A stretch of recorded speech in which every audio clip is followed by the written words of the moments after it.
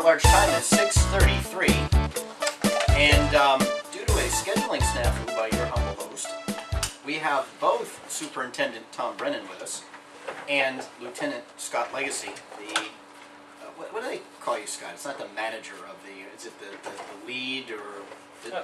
I'm the lieutenant in charge of the juvenile division. The lieutenant in charge, there you go, the lieutenant in charge of the juvenile division of the Manchester Police Department. As you know, I planned to interview these two gentlemen separately, but since they're here, we are going to interview them both together.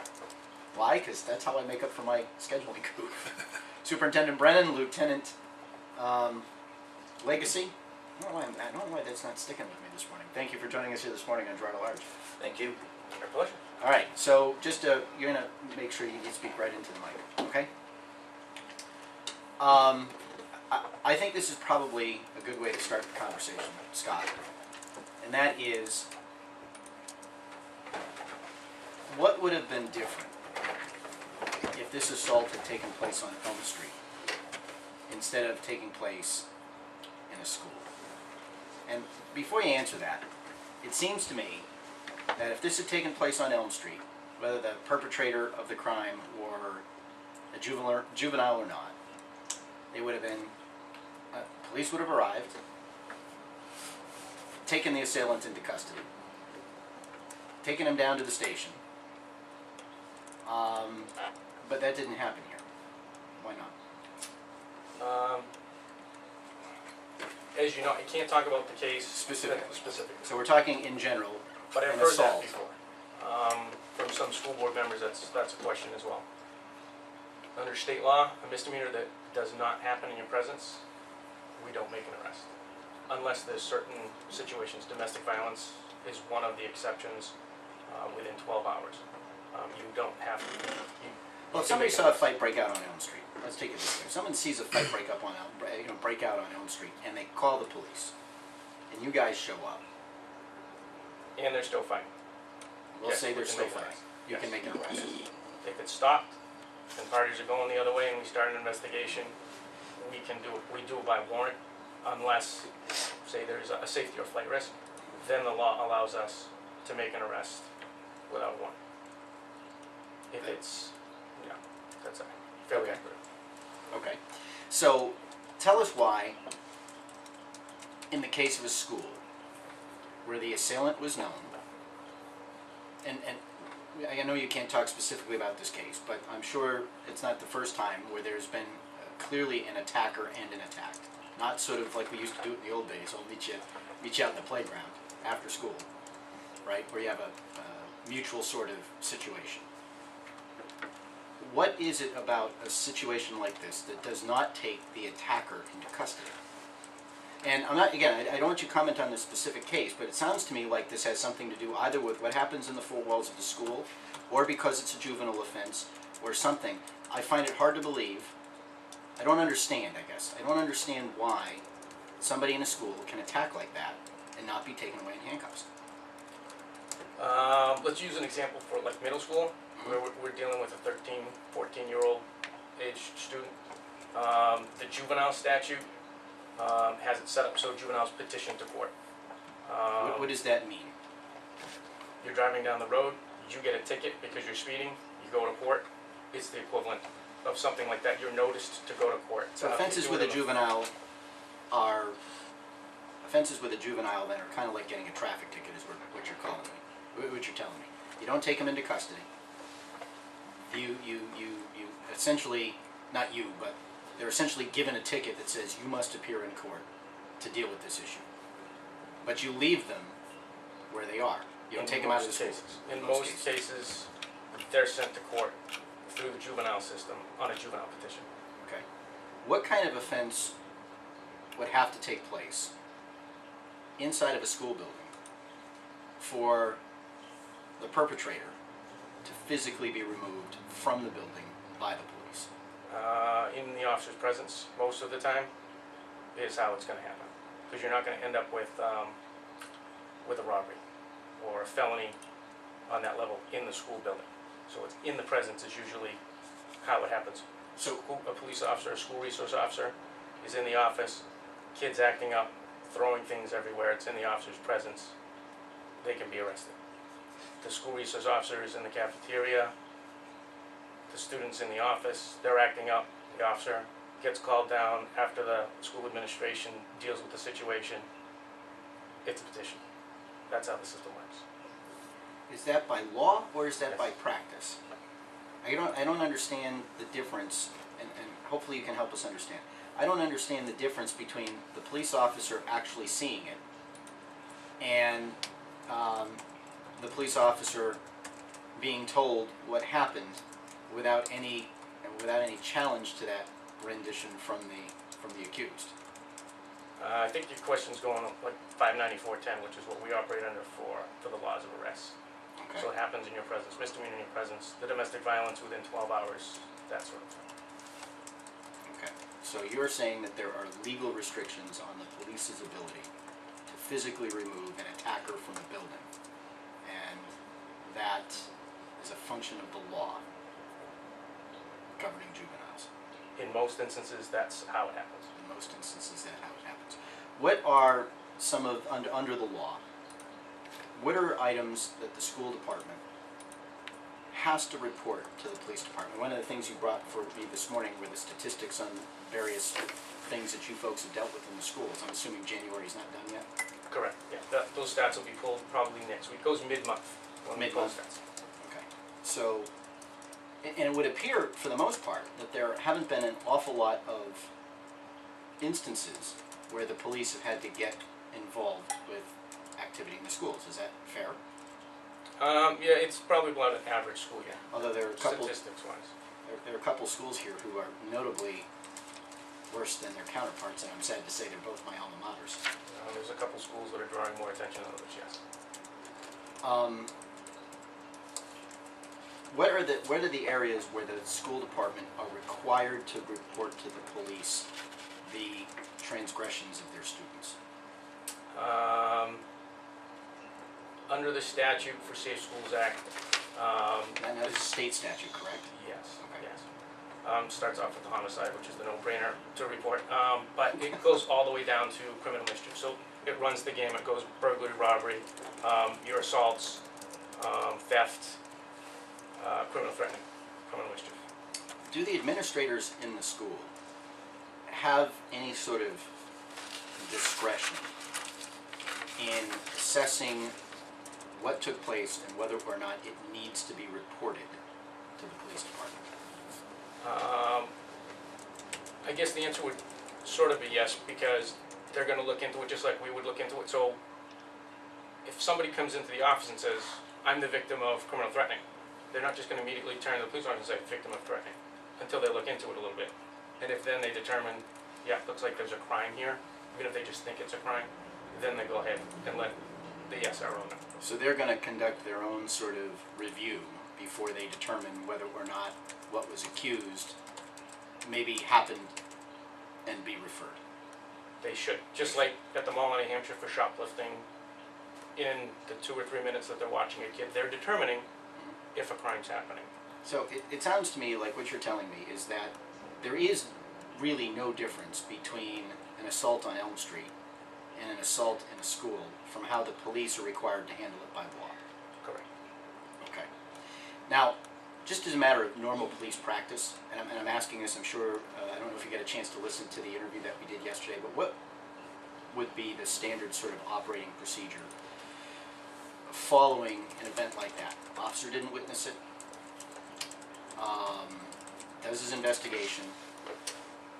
One of the, is it standard operating procedure, let's say, to interview both parties, you know, the accused and the victim?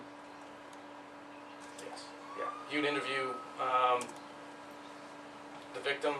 You'd go through your suspects, all witnesses, go with any evidence, photographs. Okay. And is there an order of investigation? In other words, do you go to the accused first? Do you go to the victim first, or you just try to get what you can as soon as you can get it in that scenario? I'm trying to figure out if there's a way these things come down. I think every investigation's a little different. Depends on how you're getting the information. Something that's in the juvenile division, we get crimes that are years old, where we can go in a very direct and certain path. Other times, depends on how the information is coming to you. Well, in a situation like this where the information was minutes old, not years old, do you first go to the victim, or do you first go to the to the assailant? What do you do? What's the standard, say, operating procedure? Preferably, you'd go to the victim or get whatever information you can from a source that's close to the victim. Yes. Okay. And that being said, what kind of follow-up is there in a case like this? I mean, what kind of communication where you're talking with the victim? Is there communication on an ongoing basis typically? Do you stay in touch with the family about or the attacked, about the victim, about the progress of the investigation? Do you do follow-up interviews? What sort of contact continues after that initial discussion? I guess it depends on the case. Sometimes there's contact, sometimes there's follow-up questions, and sometimes the investigations are really over and done, and they make their way through the system, whichever pathway we're going. Right. Now, I know that you can't say much about the current investigation, but is that one nearing a conclusion, and will the police be sharing their findings with what the law will allow them to do at some point in the near future? Yes, it's nearing the conclusion. I think we've got one or two maybe people to follow up with. I would presume, being in a school setting, we could probably have 20 kids to interview, but I think we've got enough information. Trial large time is 6:44. We are with Lieutenant Scott Legasse.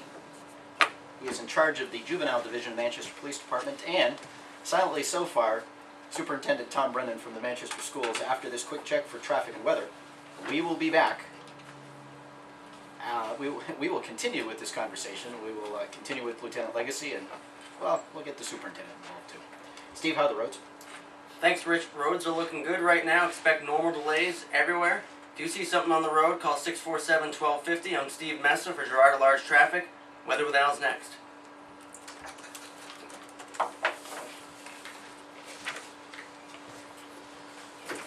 Nice.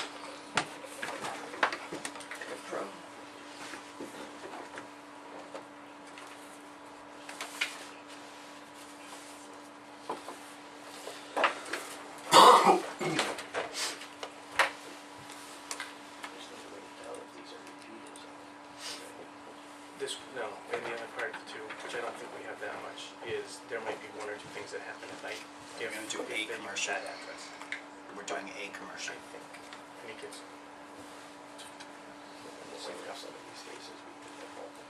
Oh, yeah. Like if you're talking, the simple assaults, which simple assaults on West 14, that could be from the special ed classroom. Oh, well, okay, could be, but it could be multiple students. I'm just giving you an example, that's not so bad. Thanks.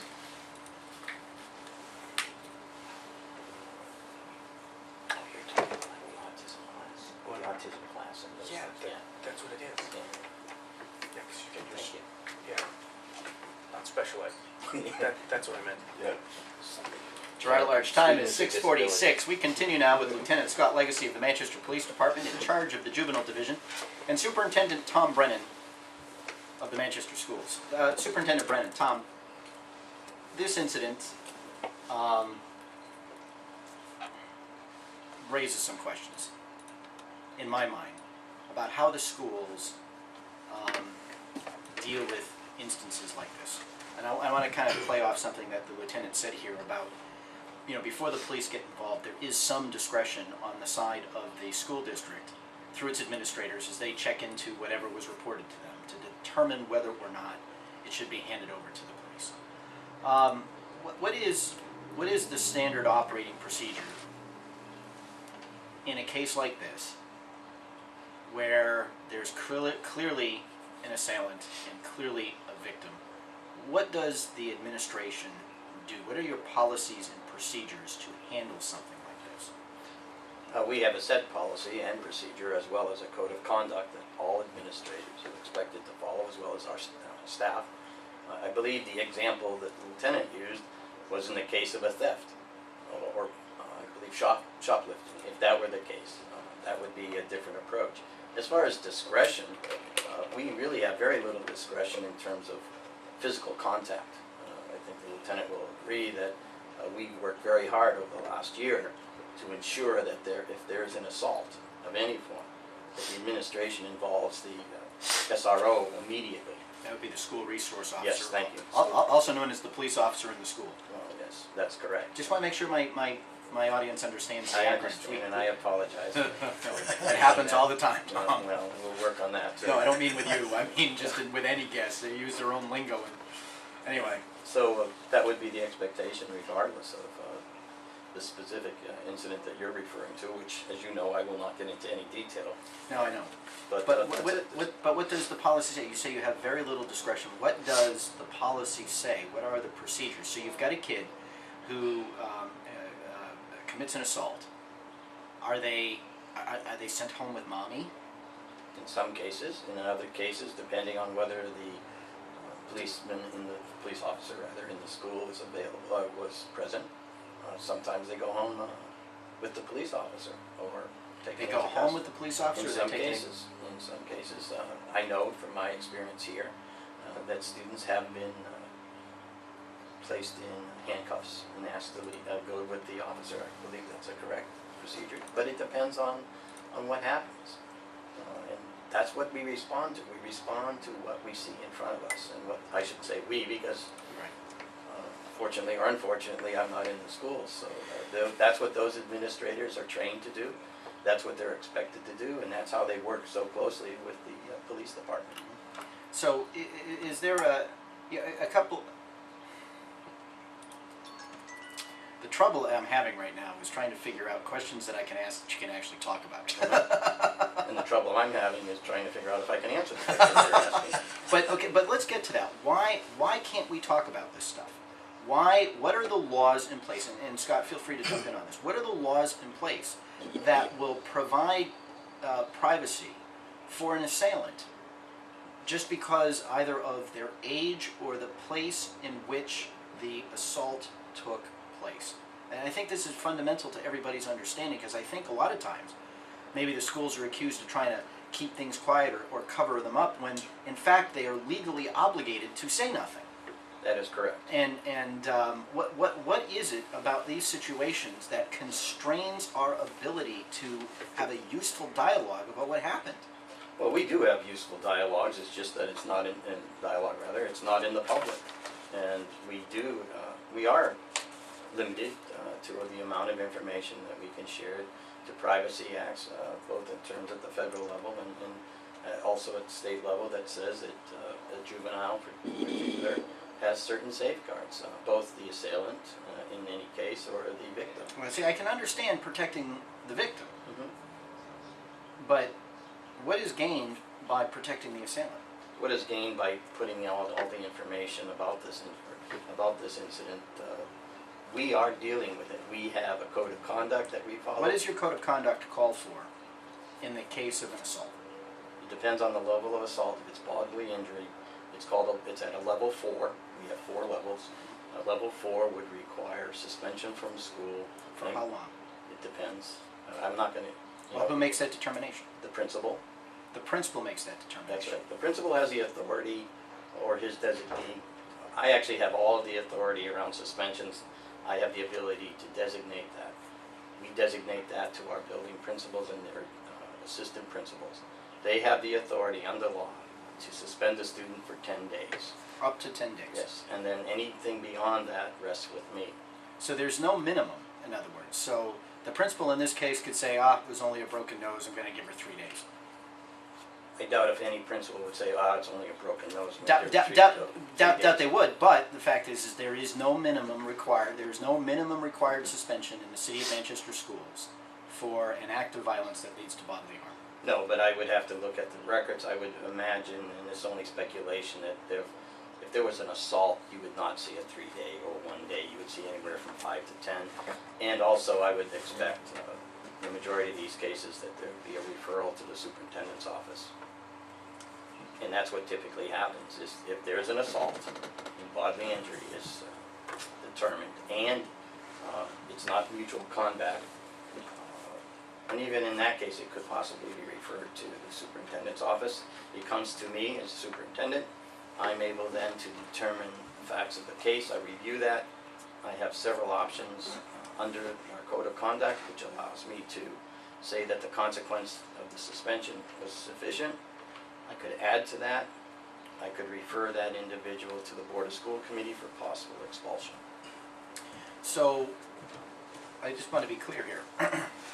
Principal, though they might in practice, is not required by the policies or the code of conduct to report incidents of bodily injury to the superintendent. They are yes, they are.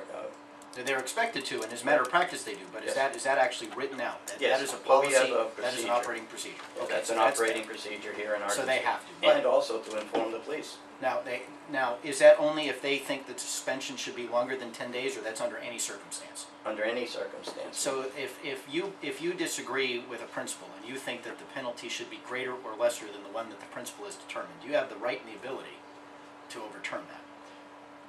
I would say I have the right to do that. I've never, in my experience, reduced a suspension that a principal has. Have you ever increased one? Yes, Now, but the principal can go up to 10 days without your approval. that is correct. What can you do without the approval of the school board? I can go actually for the rest of the year. So you can suspend somebody for the rest of the year. I cannot suspend for the entire year because that would be an expulsion. But that would fall into the category of the Board of School Committee. But I could What's the difference between for the rest of the year? expulsion. Expulsion is that I could look at.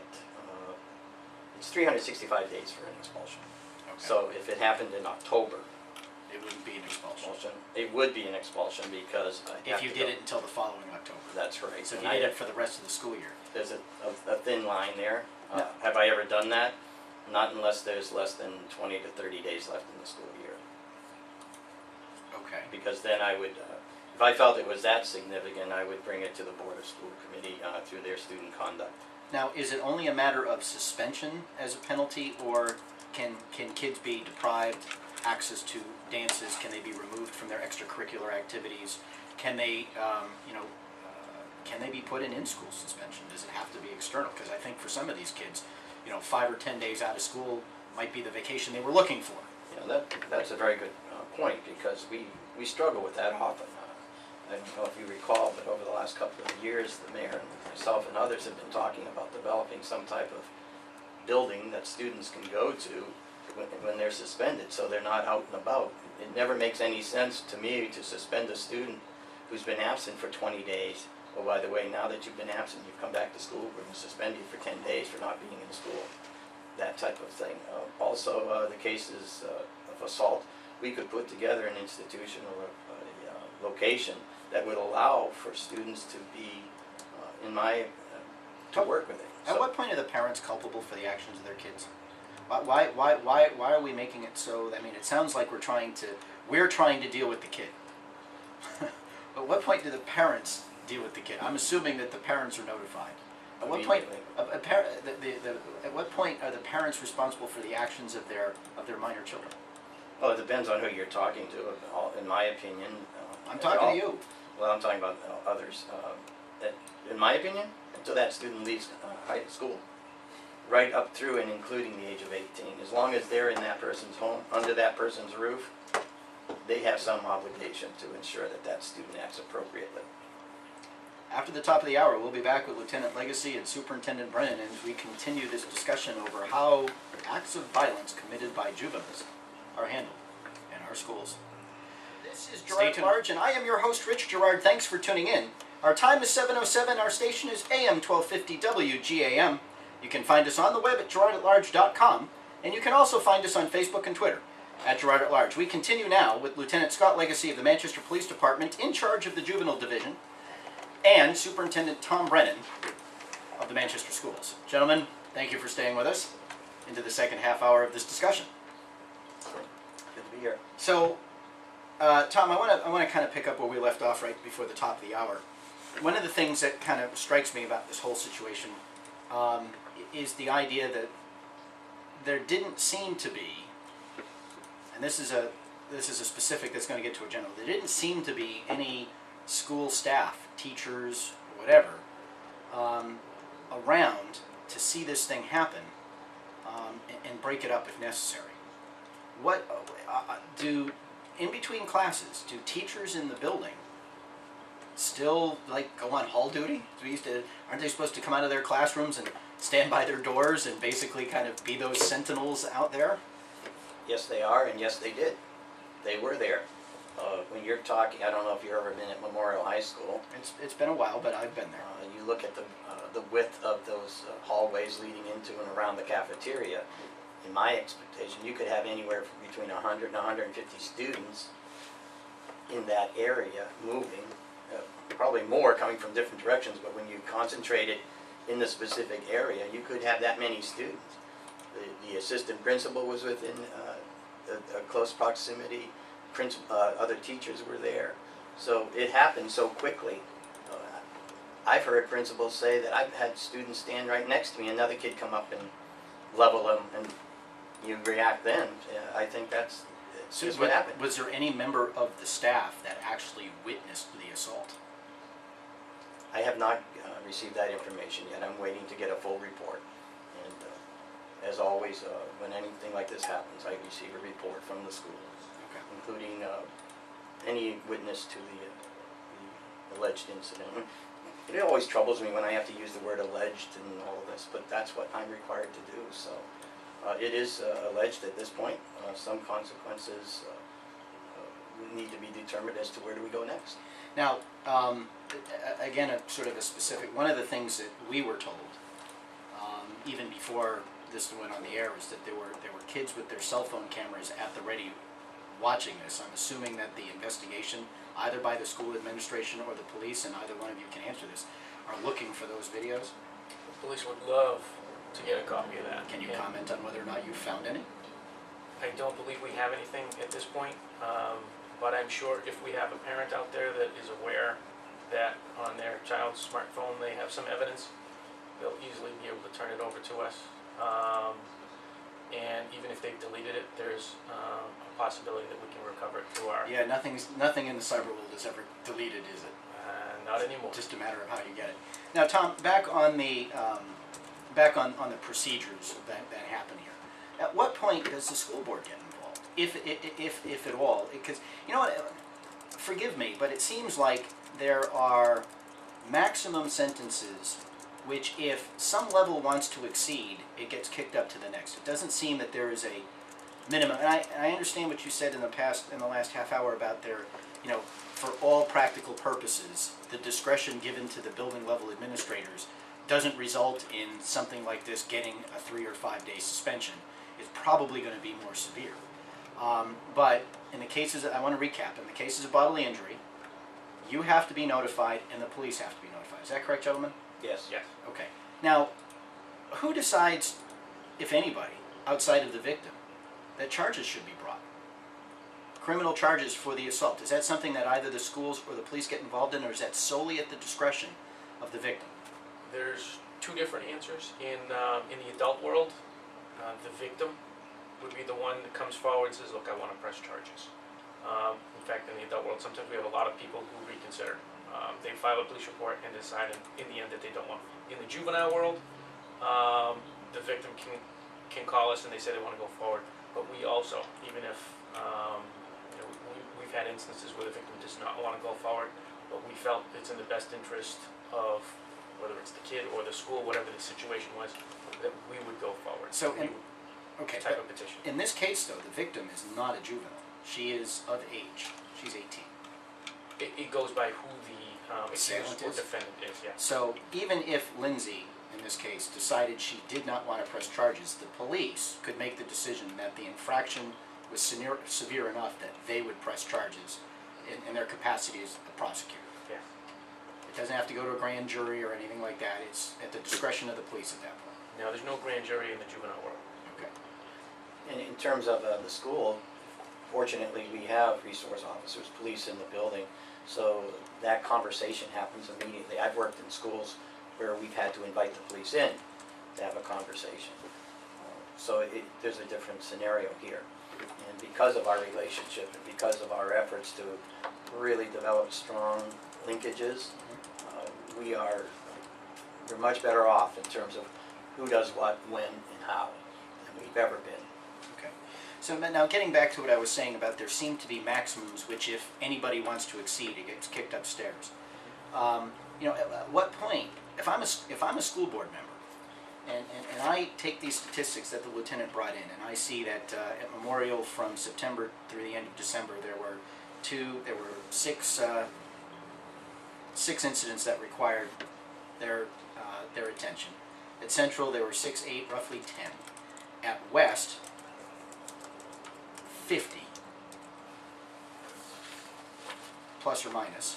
School of Technology, 1. It seemed rather minor. And then I get into the middle schools. At McLaughlin, you're over 20. At Hillside, roughly 10. At Parkside, 13. Oh, wow. You're pushing 30 at Parkside. And at Southside, you've got roughly 10. Well, what your readers aren't, or your listeners aren't reading. And that's everything from assaults to of a violation or misdemeanor to a disorderly conduct. Right, I just don't want the listeners to think those are all simple assaults. Well, what I said was requiring the police. But, Right. you know, if we want to get into the numbers, Tom, the number one category in all of them is misdemeanor assault. Sure. No, that's not true at Central. Well, I mean, if we want to. I'm sorry, I'm looking at the middle school page. Right. All So, right. So, I mean, we can debate the statistics. All I want to reinforce is the fact that we have procedures in place to ensure the safety of our students. We have a very strong and productive working relationship with our police department. Our students, we have over 15,000 students. Some of these may be repeat offenders. Some of these may be a result of a student with a learning disability or a disability that lends itself to behavior. and I want to get to those things. Mhm. But first question is, at what point does the school board's conduct committee, which I understand has got final authority in these matters, Correct. unless it gets appealed to the state, at what point do they get involved? After I review the case and make a decision. And do you have sort of is it an objective criterion or a subjective criterion that causes you to refer it to the conduct committee? I would say it's more subjective than objective. I look at the facts, I determine whether or not this warrants further review. Is it a one-shot deal? In other words, did a student just misbehave for a particular reason?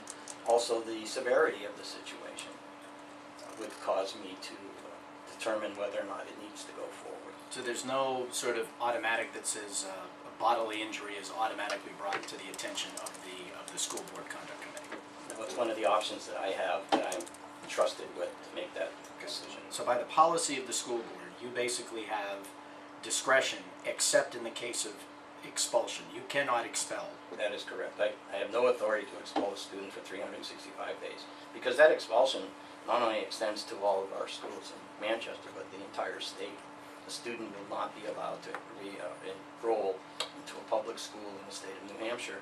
And we do have telephone conversations with other local states beyond our borders. So what, and this is something you probably both can get involved with, what do you do with repeat offenders? I mean, if a kid's been thrown out for 5 days or 10 days because of an assault or something like that, and they come back and do it again, what do we do that all over again, or does that automatically require a greater level of sanction the next time around? I think it requires more. We have to develop more strategies to deal with the habitual offender, for want of a better term. And then what can we do about it? One of our greatest frustrations, as I indicated to you earlier off air, was that we need to come up with some type of location or setting that keeps our students in school rather than putting them out on the street, and deal with the root problem that's causing them to misbehave. And I know people I use the word misbehave, and they're really being whatever. But that's how I look at it. And But why would we want to keep them in the building if we can't control them when they're in the building? because they have a right to a free and appropriate education under the law.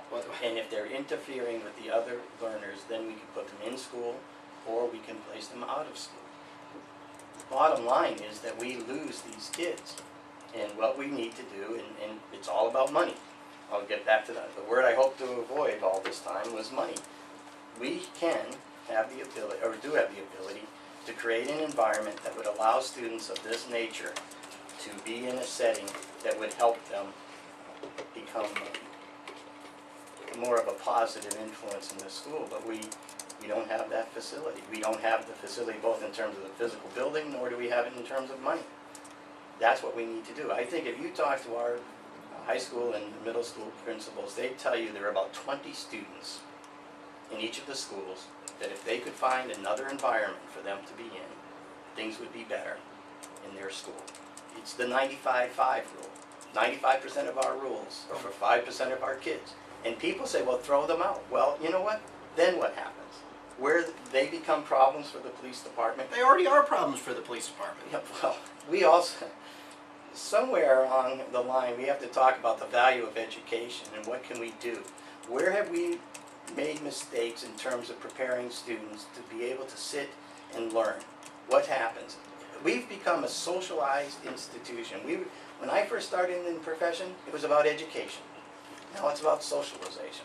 In terms, and what I mean by socialization, everything from health to food to nutrition to you just. Great big babysitting institution. Well, I would give our teachers much more credit than being a baby This babysitting. has nothing to do with the Well, teachers. that's but to your what point people about, tend to think to about. your point about socialization, it's not about the academics anymore. Frankly, if it were about the academics, we wouldn't be wringing our hands over the education of a kid who comes across the hallway, gives somebody a concussion, sends her to the hospital, drops a teacher to the floor like they're playing football or some of the other stuff. Well, there was an incident in McLaughlin last year where a girl got her teeth kicked in.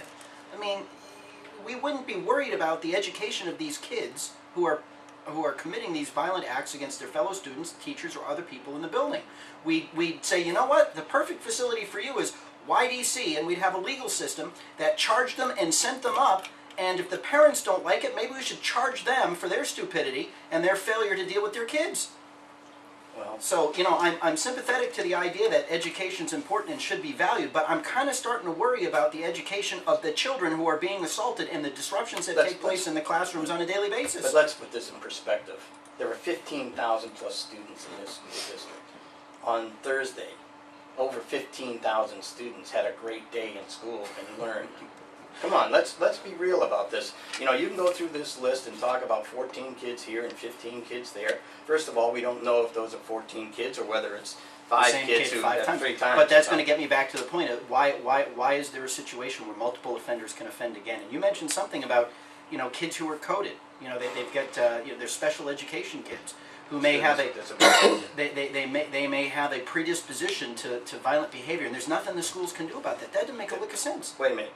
There is a lot that the schools can do. Well, what about can they do, and what are they doing about it? What they can do is develop plans that appropriately address what that student's disability is and what standards are put in place to ensure that we do not place those students in a situation that they will react in a negative way. And what I mean by that is we do have strategies, we do have protocols. For instance, if I have a student who doesn't like to be put in a corner, and then I put him in the corner and something happens, that's my fault, not the child's fault, because we have a prescription that should be followed.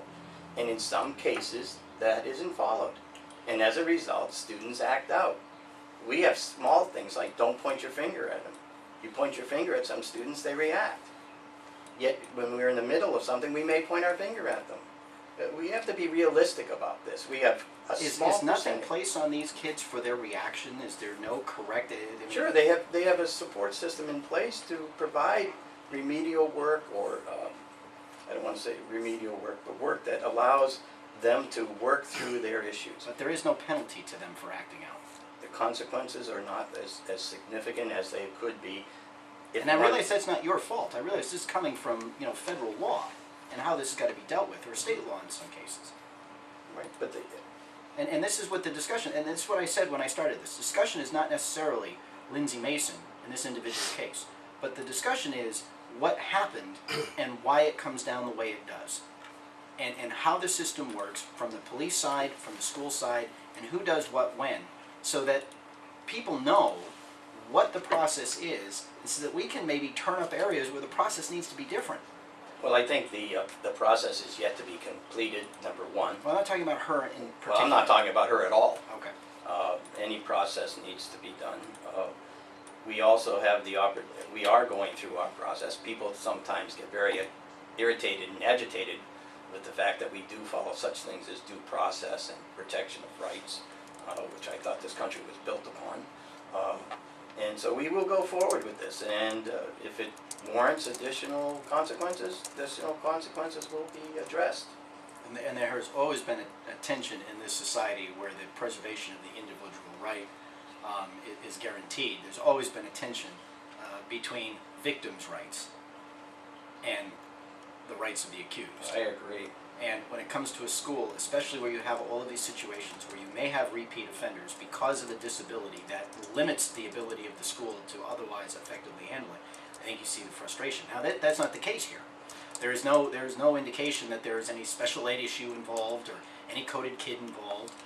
There's none of that. This is just plain old-fashioned student-on-student violence with a questionable motives behind the assault. Our schools are a lot safer than they were when I was in school. I'll tell you that much right now. Also, Where'd you go to school, Tom?